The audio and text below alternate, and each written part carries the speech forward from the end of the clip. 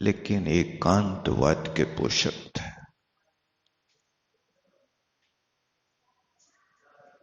व्यक्ति को संगति कैसी मिलती है,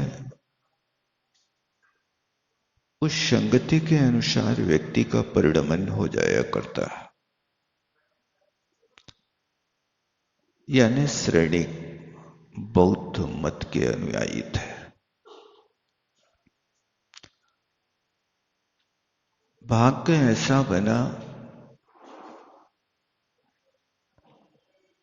कि चेला जैन धर्म की निष्ठावान कन्या थी। चेला को पाने के लिए श्रेणिक ने जैन धर्म का एक वस्त्र जैसा अपने जीवन में ओढ़ना प्रारंभ कर दिया। और जैसे ही छल बल करके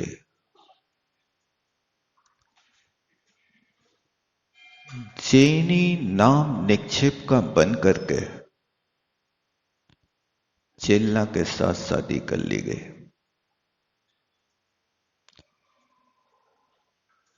लेकिन वो एक कन्या थी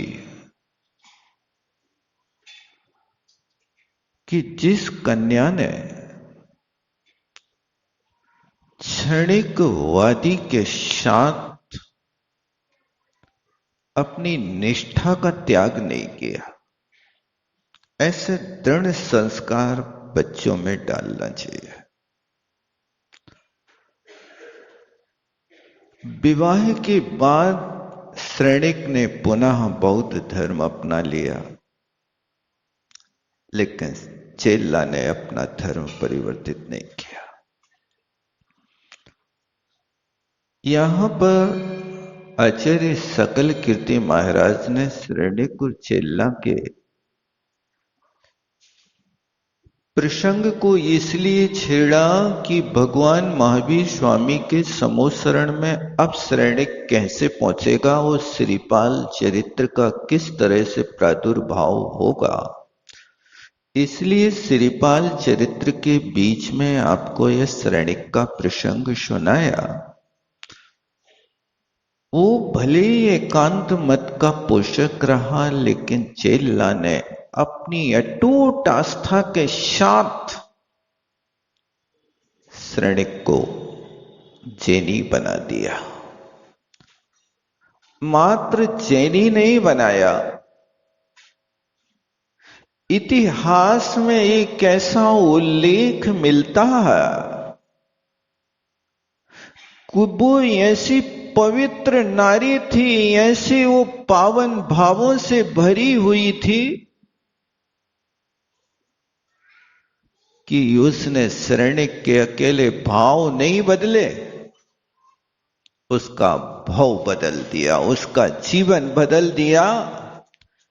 उत्सर्पणी के प्रथम तीर्थंकर बनने वाले हैं, तो वो रानी चेला के द्वारा तीर्थंकर प्रकृति का बंद कराया हुआ श्रेणिक उत्सर्पणी का प्रथम तीर्थंकर बनने वाला होगा। ऐसे राजा श्रेणिक रानी चेला के साथ अपना काल व्यतीत कर रहे थे।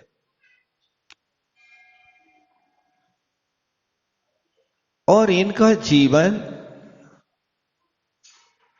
दानशील भक्ति प्रधान था। भक्ति का पाठ चेला ने सिखाया था। वो श्रेणिक बहुत दूर था भक्ति से। उसकी दानशीलता बहुत प्रसिद्ध थी। एक दिन राजा श्रेणिक राज दरबार में अपने सिंहासन पर आरूढ़ थे। उनके सिर पर चमर ढुलाए जा रहे थे।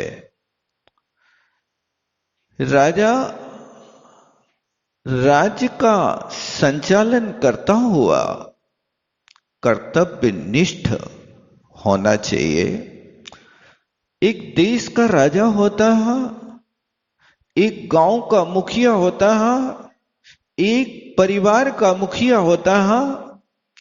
जिस राजा के अंदर प्रजा वत्सल, न्याय नीति परायण ये राजा के गुण होते हैं, ऐसे परिवार के मुखिया के अंदर भी ये गुण होना चाहिए। राजा प्रजा वत्सल होता है तो परिवार का मुखिया परिवार वत्सल होना चाहिए।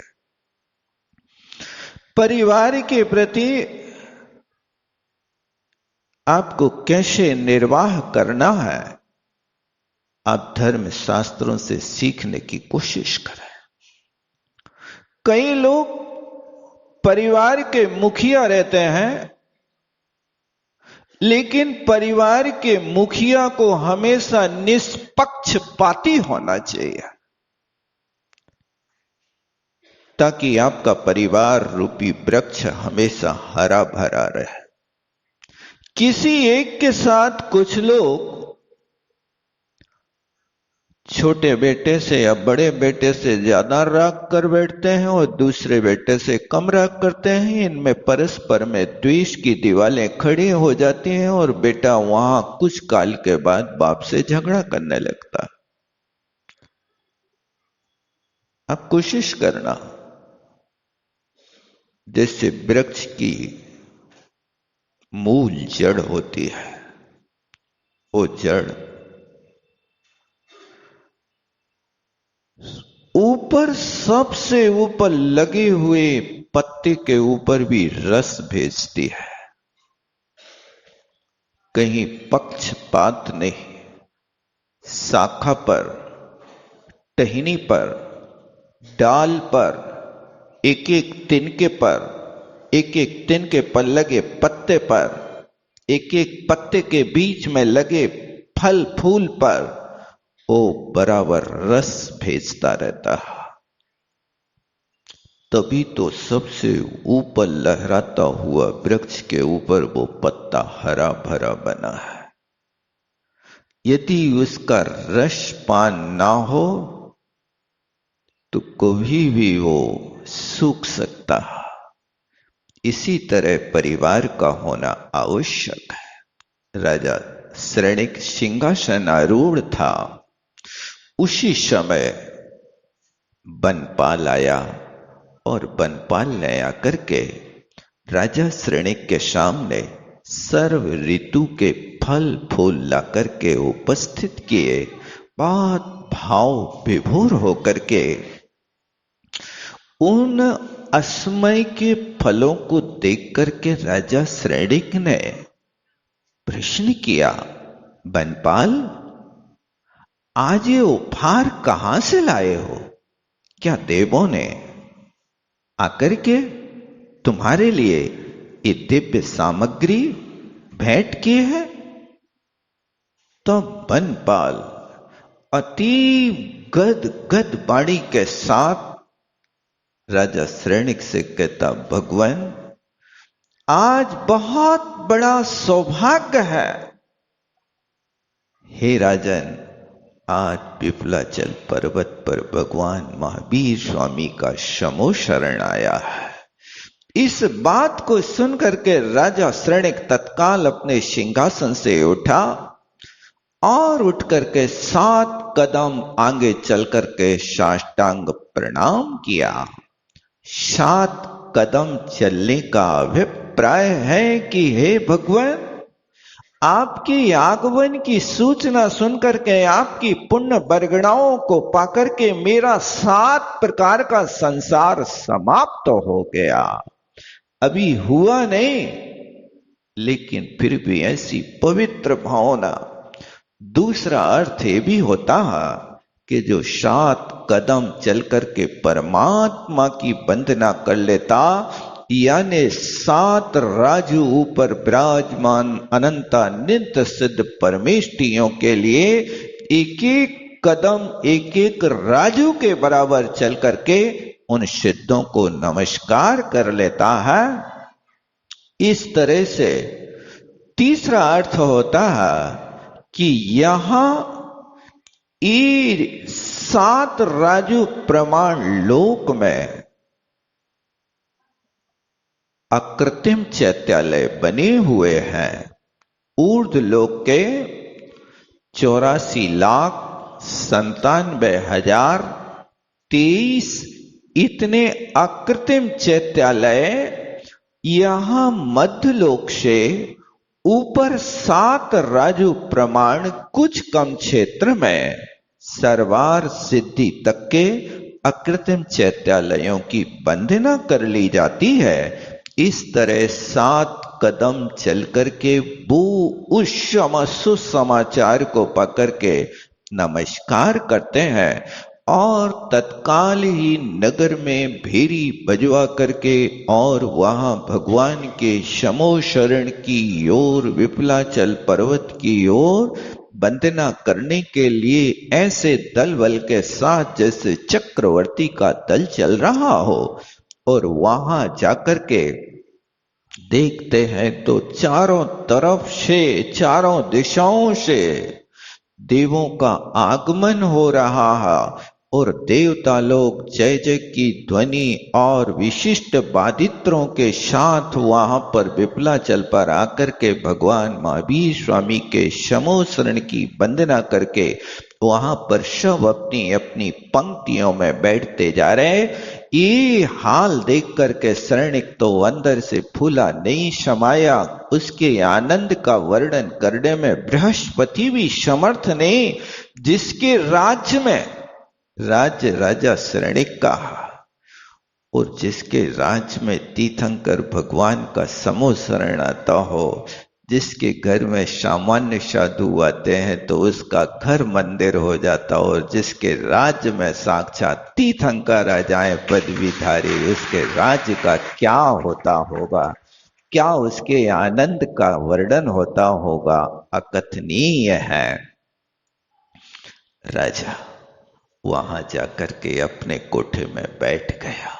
मनुष्यों के कोठे में बैठ करके सबसे पहले एकटक होकर के परमात्मा को निहारता रहा और उन परमात्मा की स्तुति की कि हे परमात्मा, धन्य है जित क्रोधो जिता मित्रो जित क्लेशो जितांत का। धन्य है परमात्मा, आपने क्रोध को जीत लिया, आपने शत्रुओं को जीत लिया, आपने संक्लेश को जीत लिया, आपने मृत्यु को जीत लिया।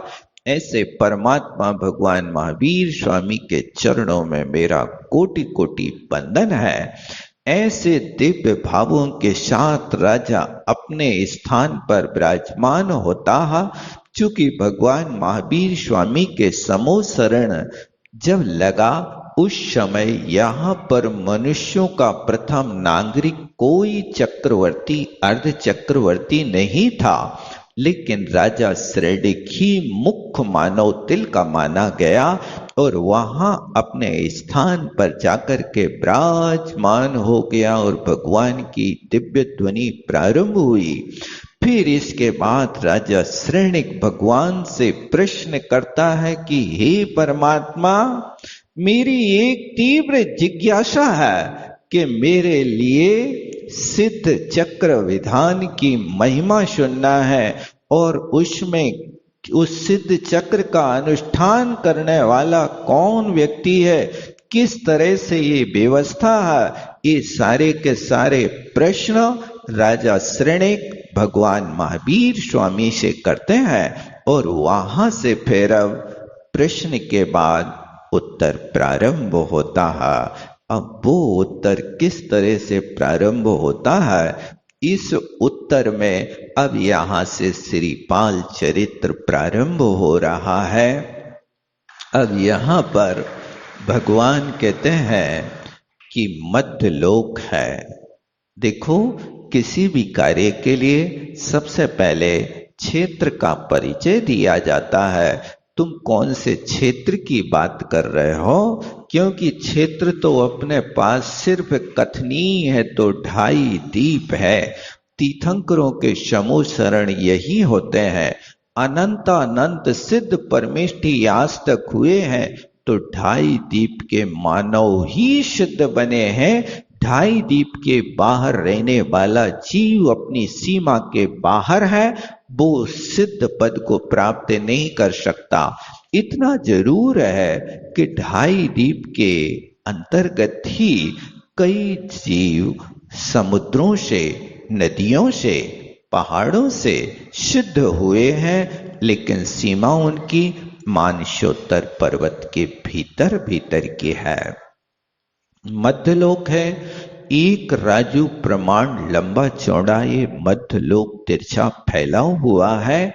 असंख्यात द्वीप समुद्रों के बीच में एक जम्बू द्वीप नाम का द्वीप है, जो द्वीप कहना चाहिए असंख्यात द्वीप समुद्रों की भांति एक माथे पर शोभने वाली बिंदी की भांति वो द्वीप माना जाता, क्योंकि शरीर के ऊपर जैसे माथे पे बिंदी शोभित होती है, इस तरह असंख्यात द्वीप समुद्र बहुत बड़े बड़े हैं, लेकिन जम्बू द्वीप तो बिंदी के बराबर है।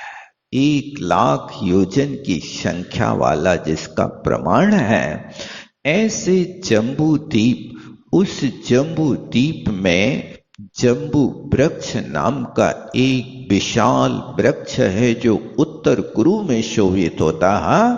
उस जम्बू वृक्ष के ऊपर आसपास में 1,00,000 और भी जम्बू वृक्ष हैं। उन वृक्ष की, उस वृक्ष की, जम्बू वृक्ष की पूर्व दिशा की शाखा में, पूर्व दिशा में विदेह क्षेत्र है, जिसको पूर्व विदेह कहते हैं।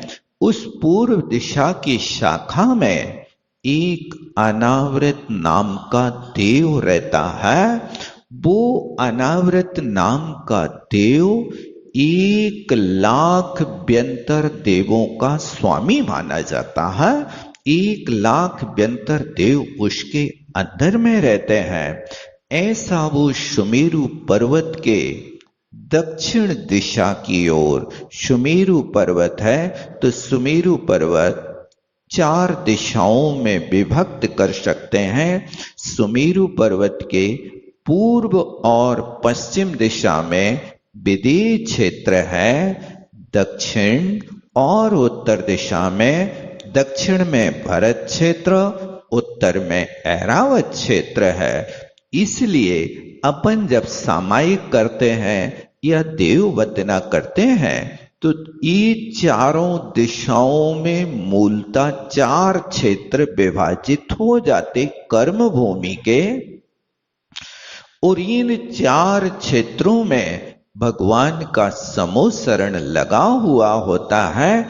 इसके अलावा सारी की सारी 10 दिशा यानी 8 दिशाओं में गोल पंक्ति बंत यदि देखें तो जितने भी असंख्यात द्वीप समुद्र हैं, इनमें अकृत्रिम चैत्यालय बने हुए हैं।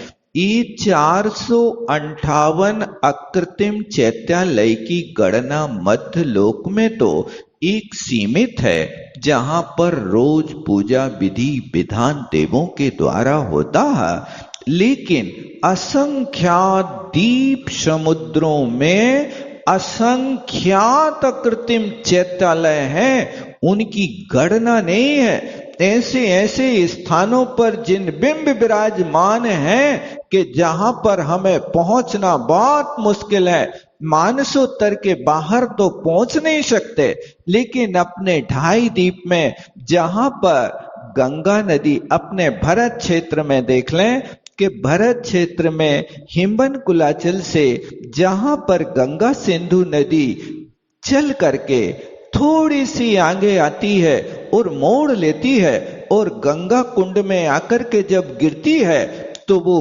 गंगा कुंड में आते ही उस गंगा कुंड के ठीक बीचों बीच एक जिन बिंब बना हुआ, उस जिन बिंब के ऊपर वहां वो गंगा नदी की धारा आकर के ठीक श्री जी के सिर पर गिरती है। ऐसा लगता है जैसे सौधर में इंद्र उन कलशों को लेकर के अभिषेक कर रहा है, क्योंकि जितने बड़े कलश हैं उतना बड़ा उस गंगा नदी का मोटा धार वहां आकर के गिरता है। इसलिए वो गंगा कुंड के बाद जब गंगा नदी आगे बढ़ती है तो वो गंगा नदी का पानी पवित्र हो गया, गंधोदक हो गया। इसलिए गंगा को अपन पवित्र मानते हैं। वो गंगा गंगा नहीं, अपने लिए गंधोदक है। उस गंधोदक की वंदना करते हैं, क्योंकि वो अकृत्रिम जिन बिंब के ऊपर से स्नान करके निकला हुआ जल, जिन गंधोदिकम वंदे कर्माष्टकम विनिर्मुक्तम, सारे के सारे 8 कर्मों का समुदाय समाप्त हो जाता। ऐसा वो पवित्र गंधोदक की वंदना की जाती। ऐसे जितने भी अपने यहाँ ये महानदियां हैं, इन महानदियां जहां जिस कुंड में गिरती हैं, उन सभी कुंडों में अकृत्रिम जिन बिंब बने हुए हैं और असंख्यात दीप समुद्रों में भी हैं। तो यहां पर ये हुआ कि वो दक्षिण में यानी मेरू पर्वत के दक्षिण दिशा में भरत क्षेत्र, उस भरत क्षेत्र में एक अवंती नाम का देश है। वो अवंती देश सर्वश्रेष्ठ देश। उस देश के चारों ओर अनेक प्रकार के ऐसे सुंदर सुंदर वन हैं, जहां पर चारों चंदन और चमेली जैसे वृक्ष हमेशा लहराते रहते हैं। ऐसे वनों से घिरा हुआ अवंती देश, उस अवंती देश में उज्जैनी नाम की नगरी है। उज्जैन नाम की नगरी में पहले उस नगर में जैनियों का ही वास था, जहां पर उत्कृष्ट जैनियों का वास होता था। उस नगरी का नाम उज्जैनी नगरी होता था। ये उत्सर पूर्वक जैन के साथ जुड़ा हुआ उज्जैन नगर है। ऐसी उज्जैनी नगरी के राजा प्रजापाल थे। वो उस नगर की शोभा अकथनीय है। जहां के इतने विशाल गगन चुंबी भवन बने हैं कि उन गगन चुंबी भवनों को देख करके ऐसा लगता है कि जैसे सुमेरु पर्वत की ज्योतिर्लोक परिक्रमा करते हैं, ऐसे उज्जैनी नगरी के ऊंचे ऊंचे भवनों को देख करके लगता जैसे चंद्रमा इस उज्जैनी नगरी की परिक्रमा कर रहा हो। ऐसी उज्जैनी नगरी में जो हमेशा बहुत सुंदर सुंदर ध्वजाओं से सुशोभित होता। देखो, नगर की मंदिर की जो शोभा होती है वो ध्वजाओं से होती है। ये सारी की सारी नेगेटिव एनर्जी को उड़ा करके बाहर करता है। इसलिए मंदिरों में हमेशा 108 ध्वजाओं से लहराता हुआ ऐसा सुंदर मंदिर होना चाहिए कि जैसे लगे वास्तव में ये तो स्वर्गपुरी से आया हुआ मंदिर है। जब उन ध्वजाओं की आप शोभा देखते हैं तो अलौकिक आनंद आता है। ऐसी मंदिरों को, मंदिर के आसपास के क्षेत्रों को ध्वजाओं से हमेशा सजा करके रखना चाहिए। अकेले शिखर पर लगाना ऐसी बात नहीं, मंदिर के आसपास कहीं भी ध्वजाओं को लगाया जा सकता है। उसके माध्यम से शोभा भी होती है और ध्वजा का अर्थ भी बताया था कि मांगलिक कार्यों में ध्वजा को देखा जाता। आपकी नींद खुले और आपके यहाँ लहराती हुई पंच परमेष्टि की बासक ध्वजा आपके सामने लहराती हुई यदि पूर्व या उत्तर दिशा की ओर दिख जाए, आप समझ लेना आज मेरा पूरा दिन मंगलमय व्यतीत होगा, आज आपके लिए कोई कष्ट नहीं होगा। क्योंकि दो प्रकार के मंगल होते हैं, एक लौकिक मंगल और एक अलौकिक मंगल हुआ करता है। तो लौकिक मंगल के अंतर्गत ऐसे कुछ चीजें आती हैं कि यदि आपके लिए साधु का दर्शन हो जाए, दिगंबर मुनि महाराजों का दर्शन हो जाए, तो अपने आप में मंगल माना जाता है। यदि कहीं आपको रास्ते पर खड़ी गाय पिलाती मिल जाए, आपका मंगल हो जाए। कोई सौभाग्यवती महिला भरा कलश लेकर के आपके सामने से निकल जाए, आपका मंगल हो जाए। कोई कन्याएं आपके सामने से निकल जाए तो मंगल हो जाए, लेकिन आपके सामने से 6 भैंसें निकल जाए तो अशुभ हो जाए। ऐसा भी होता है, गिनती की 6 भैंसियां निकले तो थोड़ा सा आप उसको मंगल ना मान करके ठहरने की कोशिश करना। ऐसे कुछ लौकिक और अलौकिक मंगल हुआ करते हैं। इन मंगलों को अपने आप में मान करके अपने परिणामों को शुभ बनाना चाहिए। ऐसे वो अवंती देश में रहने वाला जो उज्जैनी नगरी थी, उस उज्जैनी नगरी के राजा का नाम प्रजापाल था। वो राजा प्रजापाल सप्त अंग की सेना से युक्त था। उस राजा के सारे गुण राजा के जो होते हैं वो उसके पास थे। राजा धार्मिक था। यदि राजा धार्मिक होता है तो प्रजा भी धार्मिक होती है। आपके परिवार का मुखिया धर्मात्मा है तो आपकी संतान भी धार्मिक होगी। और यदि आपके परिवार का मुखिया व्यसनी है तो आपकी संतान संस्कारवान नहीं होगी। आपके परिवार का मुखिया दारू पिए और आपका बेटा दूध पिए, ऐसा संभव हो नहीं सकता। इसलिए परिवार जो होता है, उस परिवार में मुखिया जो होते हैं, उन मुखिया के बाद 1 नंबर, 2 नंबर, 3 नंबर, इन सबको ध्यान रखना चाहिए कि हमारे पीछे कौन है। उस व्यक्ति को अपना आदर्श बना करके रखना चाहिए। आपके पीछे रहने वाले लोग भी आपको अपना आदर्श बनाते हैं, और वो आदर्श यदि आप नहीं बना पाते हैं तो वास्तव में सामने वाले लोग फिर आपको एक उत्कृष्ट श्रावक की कोटि में नहीं मान सकते हैं। यदि आपके परिवार में हर कोई गुस्सा करता है तो सारे लोग गुस्सैल होंगे, और यदि एक दूसरे के प्रति क्षमा भाव करते हैं तो आपके परिवार के भी सहनशील बनेंगे।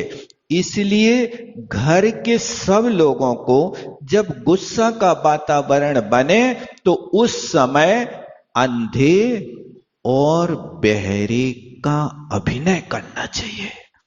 जब गुस्से का वातावरण बने ना तो क्या बनो, सामने वाला बच्चा उधम कर रहा है, अनदेखी कर दो, थोड़ी सी अंधे बनने का अभिनय करो। और कोई तुम्हें गाली दे रहा है, बहरे बनो। हम थोड़ा ऊंचा सुनते, का कही फिर से कहो। अब वो कान में से तो गाली देगा नहीं, एक बार निकल गई अब फिर दोबारा तो कहेगा नहीं, अब वो भाग जाएगा। काकई अब ने सुनाओ, नहीं सुन पाई, ये ने अब खैरियत है। यदि ऐसा करोगे आप तो आप परिवार के सर्वश्रेष्ठ मुखिया माने जाओगे। राजा प्रजापाल भी इस तरह अपना जीवन व्यतीत करता हुआ यहां पर राजा का काल व्यतीत हुआ, और राजा के 2 बेटियां उत्पन्न हुई। एक बेटी का नाम था मदन सुंदरी और दूसरी बेटी का नाम था सुर सुंदरी। सुर सुंदरी बड़ी थी और मदन सुंदरी छोटी बेटी थी। मदन सुंदरी को प्यार की भाषा में परिवार के लोग मैना मैना कहने लगे। वो मदन का नाम बिगड़ करके मैना सुंदरी हो गया और वो बेटी सुर सुंदरी। एक माँ की दो संतानें थीं, लेकिन भाग की चीज कि सुर सुंदरी जब 5 वर्ष की हो गई तब उसके लिए एक ब्राह्मण के यहाँ, शिव शर्मा नाम के ब्राह्मण के पास शिक्षा के लिए भेज दिया। देखो, आप अपनी संतान को शिक्षा के क्षेत्र में भेजते हैं तो पहले आप उस विद्यालय का आचरण देख दो कि इस विद्यालय में भोजन में मावा खिलाते कि मांस खिलाते। इस विद्यालय में यहाँ पर शिकार खिलाते कि पाप की वृद्धि कराते अथवा कोई भक्ति कराते। ऐसे पहले विचार कर लेना चाहिए। आप लोग ऊंची शिक्षा दिलाना चाहते हो, लेकिन ऊंचा आचरण नहीं दिलाना चाहते हो। आज हर व्यक्ति की अंधी दौड़ है, मेरा बेटा बहुत पढ़ा लिखा हो, लेकिन आप ध्यान रखना, जितना पढ़ा होगा, जितना बड़ा होगा, जितना बड़ा ऑफिसर होगा, उतनी ज्यादा तुमसे नफरत रखेगा, और जितना छोटा होगा उतना आपके काम में आएगा।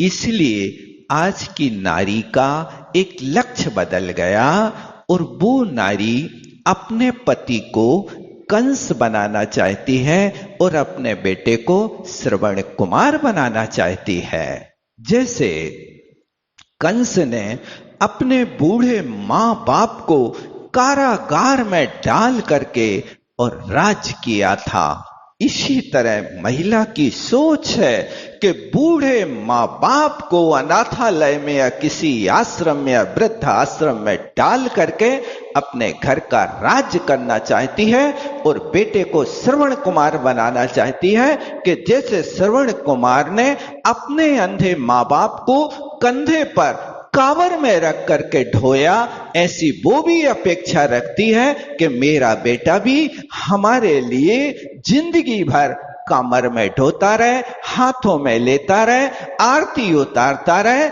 बस ये लक्ष्य रखने वाली महिला, आप ध्यान रख लेना, कभी श्रवण कुमार जैसे बेटों को पैदा नहीं कर सकती है।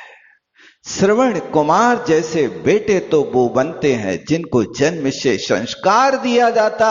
भले ही माँ बाप अंधे थे, लेकिन अंधे माँ बाप ने उनके लिए वो संस्कार दिया। कहीं उसने विद्यालय में वो संस्कार नहीं पढ़े थे, किसी कॉन्वेंट में जाकर के वो संस्कार नहीं पढ़े थे, वो संस्कार उनने धर्म गुरुओं के पास जाकर के, जहां पर उनके लिए सेवा का पाठ सिखाया जाता है, जहां संस्कार का पाठ सिखाया जाता है, उन गुरु चरणों में बैठ करके वो सीखने को मिलता है। आज की शिक्षा तुम्हारे लिए ज्ञान दे सकती है, लेकिन सेवा का पाठ नहीं पढ़ाती है। पहले के लोग ऐसे विद्यालयों में पढ़ाते थे। आज विद्यालय में तुम्हारे बेटे से यदि झाड़ू लगवा दी जावे कि तुम झाड़ू लगाओ, तो वहां पर वो बेटा जाकर के एक भाव बदल करके कैसा काम करता है, और माँ बाप जाकर के विद्यालय में ताल ठोक के खड़े हो जाते हैं कि तुमने यहाँ ये काम कर कैसे दिया, मेरे बेटे से झाड़ू कैसे लगवा दी। ये संस्कार की बात है, इसमें लड़ने की बात नहीं, ये तो सीखना चाहिए आपके लिए। तो वो 2 बेटियों में पहली बेटी जिसका नाम सुर सुंदरी था, ओ सुर सुंदरी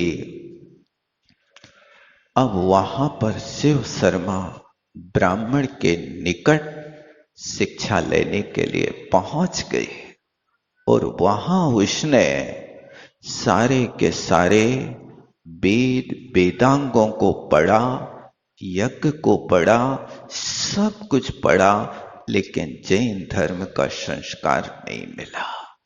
क्योंकि इस संगति का प्रभाव होता है। आप अपने बच्चों को जहां पढ़ाओगे वहीं के संस्कार मिलेंगे। लेकिन मदन सुंदरी की विशेषता थी कि मदन सुंदरी किसी ब्राह्मण के पास नहीं पढ़ी। एक यमधर मुनि महाराज का संग था। जिन मुनि महाराज के पास चतुर्विद संघ की व्यवस्था थी, उस चतुर्विद संघ में आरिकाओं के निकट रह करके मैना सुंदरी ने यमधर मुनि महाराज से साक्षात शिक्षा प्राप्त की थी। और जहां पर ऐसे दिगंबर साधुओं से साक्षात शिक्षा मिलती है, उन लोगों के जीवन सोने में सुहागा बनते हैं। उनके जीवन जो होते वास्तव में अलौकिक हुआ करते हैं। और हुआ ये कि यहाँ पर मदन सुंदरी और सुर सुंदरी दोनों के जीवन का एक अलग रास्ता हो गया। क्योंकि जैसी शिक्षा होगी व्यक्ति का वैसा ही लक्ष्य होगा। आपने किससे क्या पढ़ा है और उसके साथ में आपने हिंसा में धर्म माना, आपने अहिंसा में धर्म माना, दोनों के एक दूसरे 36 के आंकड़े बन करके अपना काल व्यतीत करने लगे। और यहां पर यह हुआ कि सुर सुंदरी एक दिन सामने बैठी हुई देख करके पिता ने कहा कि बेटी यौवन अवस्था को प्राप्त हो गई, इसलिए उस राजा प्रजापाल ने सुर सुंदरी से कहा कि तुम्हारी जो इच्छा हो वो अपना मनोवांछित फल मांग सकते हो। ऐसा कहकर के उस लड़की ने, जिसने शिव शर्मा के यहाँ शिक्षा ली थी, उसने अपना मनोवांछित फल मांगा। मुझे तो इस व्यक्ति के साथ शादी करना है। उसका कोई जैन धर्म से संबंध नहीं, उसका कोई संस्कारों से संबंध नहीं। और राजा ने उसकी इच्छानुसार योग मुहूर्त में उसका विवाह कर दिया और वो निकल गई। अब कुछ काल व्यतीत हुआ और कुछ काल व्यतीत होने के बाद में एक दिन मदन सुंदरी भगवान की भक्ति करके लौट रही थी और अपने परिवार के लिए पवित्र भावों से गंधोदक लेकर के आ रही थी। और वो मदन सुंदरी ने उन पवित्र भावों के द्वारा किया हुआ कार्य वहां ला करके राजा प्रजापाल को गंधोदक प्रदान किया। और राजा प्रजापाल ने गंधोदक लेकर के आज मदन सुंदरी के ऊपर दृष्टि डाली। और दृष्टि डालते ही एक मनोक चंद्रमुखी कन्या के चेहरा को देख करके राजा ने कहा, ये भी विवाह के योग्य है। और राजा प्रजापाल ने सुर सुंदरी की तरह इनके सामने भी एक प्रश्न खड़ा कर दिया, बेटा मदन, तुम अब विवाह के योग्य हो गई। तुम भी अपने मनोवांछित अनुकूल जो चाहती हो वर मांग लो, जो आपको पसंद हो। ऐसा जब प्रजापाल ने कहा तो मदन सुंदरी कहती, हे राजन, कुलीन कन्या कभी स्वयंवर की इच्छा नहीं करती है। कुलीन कन्या के लिए माँ बाप जिस स्थान पर योग्य वर को देख करके भेजते हैं, वही उसके लिए जीवन भर पति परमेश्वर के रूप में हुआ करता है। ऐसा उसने जवाब दिया। इस बात को सुनकर के राजा प्रजापाल का परिणाम विचलित हो गया। फिर दूसरा प्रश्न कर दिया, बेटी तुम किसके भाग का खाती हो? तुम ऐसी बात करती हो? तो उस बेटी ने कहा, कोई किसी के भाग का नहीं खाता। सब अपनी अपनी काया, अपनी अपनी माया, अपना अपना भाग हर व्यक्ति का हुआ करता है। किसी एक दूसरे के भाग्य से दूसरे का भाग्य निमित्त नैमित्तिक संबंध तो होता है, लेकिन हर व्यक्ति का अपना भाग्य होता। परिवार के बीच में रहते हो आप 10 लोग हो, सम्मिलित हो, उस समय आपके परिवार का कौन व्यक्ति का भाग चमक रहा जिसके माध्यम से आप सुखी हैं। लेकिन कर कोई रहा और भाग्य किसी का चमक रहा। एक व्यक्ति घर में बैठा 1 रुपया नहीं कमाता और एक व्यक्ति है जो करोड़ों कमा रहा, लेकिन उसकी भाग्य रेखा तो बिल्कुल हीन है, और सामने वाले का भाग्य जो घर में बैठा उसके भाग्य की रेखा सूर्य की किरणों की भांति तुम्हारे पास आकर के लग रही है। ऐसी एक बार की बात ये हुई कि एक सेठ के 4 लड़के थे। वे चारों लड़कों में एक लड़का व्यापारी था, दूसरा जुआरी था, तीसरा अंधा था और चौथा पुजारी था। ये 4 लड़के अपने अपने हिसाब से काम करते, लेकिन जो व्यापारी था उस लड़के को व्यापार करना तो लक्ष्य था, कमाता था, लेकिन व्यक्ति के अंदर अभी तक कोई विकल्प नहीं था। एक दिन उसकी पत्नी ने उसकी बुद्धि को बदल दिया, क्योंकि बुद्धि को बदलने वाले भी लोग ऐसे होते हैं कि सामने वाले व्यक्ति को आप देख सकते हैं कि इसका स्वभाव कैसा है, तो उसकी संगति देख लो कि ये संगति किसकी करता है। कैकेयी की संगति राम से थी कि मंथरा से थी। देखो क्या हुआ। ये होता कि कैकेयी तो राज रानी थी, लेकिन उस राज रानी की बुद्धि में मंथरा की बुद्धि जिस दिन से आई, उस दिन से उसके घर का बन हो गया। दुर्योधन की बुद्धि में जिस दिन से शकुनी की बुद्धि आई, उस दिन से दुर्योधन की बुद्धि भ्रष्ट हो गई। ये होता है। और देखा जाए तो अर्जुन की संगति, या अर्जुन ने कृष्ण जी की संगति करी, 100 कौरव होकर के उनको धराशायी कर दिया। आप देख लो संगति किसकी कर रहे हो। अर्जुन की तरह आपको कृष्ण की संगति करना है कि कैकेयी की तरह कोई मंथरा को तैयार करना है। यदि मंथरा की बुद्धि आएगी, पक्का है वो मंथरा की बुद्धि वाली महिला कहेगी मुझे राम नहीं राज्य चाहिए, और जिसके पास राम की बुद्धि है वो कहेगा मुझे राज्य नहीं राम चाहिए।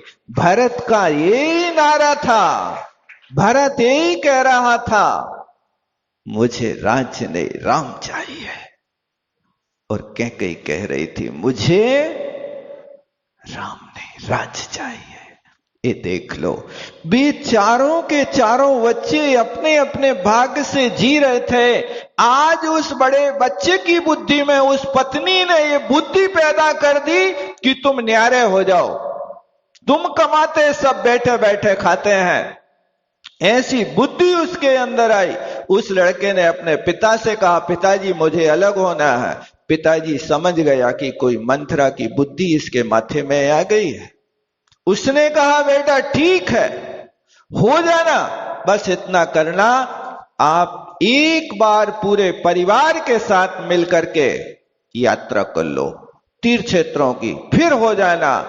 और हुआ है, चारों बेटों को लेकर के सेठ यात्रा को निकल गया, और बड़े बेटे को आगे जाकर के जहां पड़ाव डाला वहां 10 रुपए दिए, कहा बेटा आज का भोजन तुम्हें लेकर के आना है। वो गया, 10 रुपए का व्यापार किया और 20 रुपया बनाए और 20 रुपया का भोजन लाया, सब लोगों को अच्छे से कराया।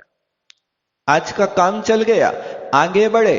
दूसरे दिन फिर अपनी यात्रा के दौरान पड़ाव डाला, और पड़ाव डाल करके आज दूसरे बेटे को दिया जो जुआरी था, उस ज्वारी के लिए उन्हें 10 रुपए दिए। बेटा आज तुम्हें भोजन की सामग्री लेकर के आना। ठीक है, चला गया। और उसने जाकर के जैसे ही बाजार में पहुंचा और वहां जुआ का फड़ लगा हुआ था, उसने 10 रुपया लगा दिए। और 10 रुपए लगाए, अब क्या होगा? इस पार के उस पार कोई ठिकाना नहीं। ज्वारियों का कोई जीवन नहीं होता है, रिक्स होती उनके जीवन का। लेकिन आज भाग्य बदल गया। 10 रुपया लगाए, उसको 100 रुपया मिल गया, जीत के आ गया। और 100 रुपए की सामग्री लाई, सारे लोग आनंद से विभोर हो चुके। अरे कल तो 20 ही रुपया का माल खाया था, आज 100 रुपए में क्या आया होगा? ये होता है। अब तीसरे दिन अंधे को 10 रुपए दिए। बेटा जाओ, तुम्हें बाजार से सामग्री खरीद के लाना है। अंधा गया, लाठी टेकते टेकते जा रहा था, रास्ते में एक उपट्टा लगा और गिर गया जमीन में। उपट्टा लगा, उसने कहा मैं अंधा व्यक्ति गिर गया हूं, ये उपट्टा हर किसी को घायल करता होगा, इस रास्ते के पत्थर को पहले हटाओ फिर आगे जाओ, चाहे जैसी भी स्थिति हो। उसने वहां पर उस रास्ते के पत्थर को हटाया और रास्ते के पत्थर को हटाया तो सोने की असरफियां मिल गई उस पत्थर के नीचे। और वो असरफियों को लेकर के आज सामान खरीद के लाया तो माला माल हो गया। अब ये सब चीजें 3 निपट गए, चौथा है। अब आगे बढ़ते हैं। आज पुजारी का नंबर है। पुजारी के लिए 10 रुपए दिए। बेटा जाओ, आज भोजन की सामग्री खरीद के लाना है। वो पुजारी गया और जा रहा था बाजार में, रास्ते में मंदिर मिल गया।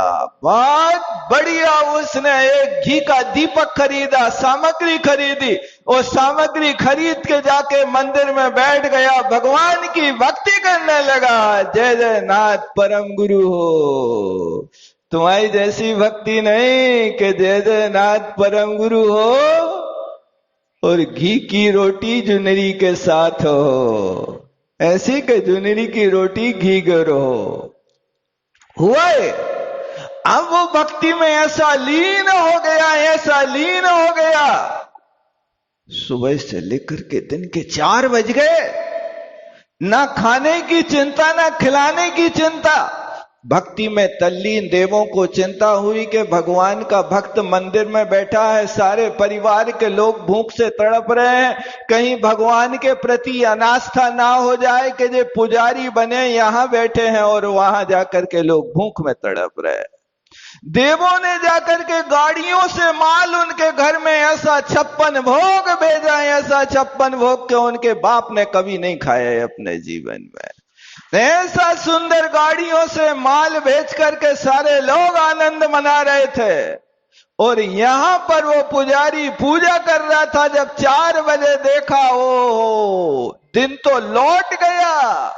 अब क्या हो गया? जो पैसा था वो तो आरती में और द्रव्य में लगा दिया, अब तो कुछ है नहीं, क्या लेकर के जाऊं? अब लौट जाता है अपने घर के ओर। लेकिन ये तो उदासीन था, लेकिन माँ बाप तो ढोल बजा रहे थे। धन्य है पुजारी, धन्य है पूजा। जिनेंद्र भगवान की पूजा कभी किसी के लिए दरिद्रता प्रदान नहीं करती है, उसकी सारी दरिद्रता हर लेती है। इन सब चीजों को देख करके यात्रा मंगलमय हो गई, लेकिन बड़े लड़के का मान गल गया और लौट करके आए। अब पिता ने कहा बेटा अब अलग हो जाओ। अब पता चल गया कि मैं जो अहंकार करता था कि मैं खाता हूं, आज वो मंथरा की बुद्धि वाली नारी को समझ में आया, अरे ये तो सूर्य की किरण की भांति ये काम कर रहा है। सूरज तो कहीं और बैठा हुआ है। पुण्यवान पुरुष तो ये हैं जिनको हम अंधा कह रहे, पुजारी कह रहे, ज्वारी कह रहे। अरे पुण्यवान तो ये हैं क्योंकि हमारे पति ने तो कमाई करी तो 10 का 20 बना के लाया, लेकिन ज्वारी तो 10 के 100 लेके आ गया। अंधा गया, जब उसके हाथ में लाठी आई, दायित्व तो आया, तो उसने 10 रुपए के स्थान पर 10 रुपए भी बचा ली और सोने की असरफियां भी, क्योंकि मेहनत का फल मीठा होता है। परिश्रम करो। बस परिश्रम से आज की दुनिया डरती है, डरो मत। आप हर चीज के लिए मुश्किल कहते हो, धर्म करना बहुत मुश्किल है, बहुत मुश्किल है, लेकिन जैन सिद्धांत कहता है हर मुश्किल का हल होगा, आज नहीं तो कल होगा। श्रम पर है विश्वास अगर तो मरुस्थल में जल होगा, आज नहीं तो कल होगा। बस आप परिश्रम से डरे नहीं, धर्म से डरे नहीं। इस तरह के अपने जीवन को बनाने की कोशिश करें। समय अपना हो रहा है। अब आज मदन सुंदरी पिता के सामने खड़ी है और पिता देखो किस तरह से अपने अहंकार में आकर के अपनी भावना करता है। इसी भावना के साथ विराम लेता हूं। बोलो आचार्य गुरुवर विद्यासागर जी महाराज की। जावाणे के ज्ञान से सूझे लो कालो, शोवाणी मस्तक धरूं सदा देत हूँ धोख, थे जिन वाणी भारती जो तेरो शरणा गए सो पावे शुभ के। प्रेम भजो हरिहंत को गुरु सेवा निर्ग्रंथ, दया धर्म पालो सदा यही मोक्ष का पथ। नो वर्णों का मतलब